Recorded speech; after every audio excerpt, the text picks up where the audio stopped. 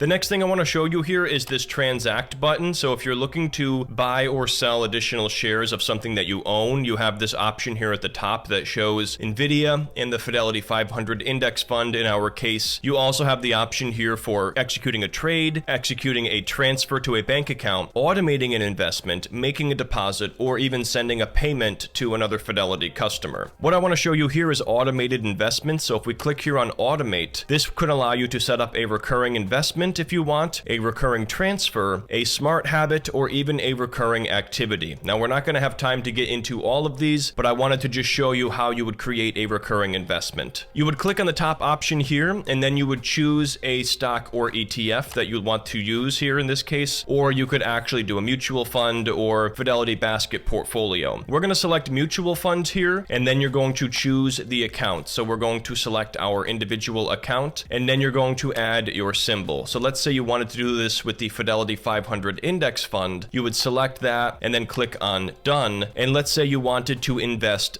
$5 in this every single trading day, for example, if that's an option. If not, we might have to do it weekly. And you could also add up to 10 symbols in each one of these recurring investments if you wanted to spread your money out into different assets. Under frequency, you have the options for weekly, every 2 weeks, or monthly. So you can't do every single trading day, but you could do every single week if you wanted to, and then you can select the day of the week. So if you wanted to every single Monday put $5 into the Fidelity 500 index fund, you can set that up here. And if you wanted to have an end date in mind of how long this operates for, you can set that accordingly. And you can toggle this option here to use your linked bank account as the payment source for that recurring transfer. So that's how you would set up a recurring investment if you wanted to automatically invest using Fidelity.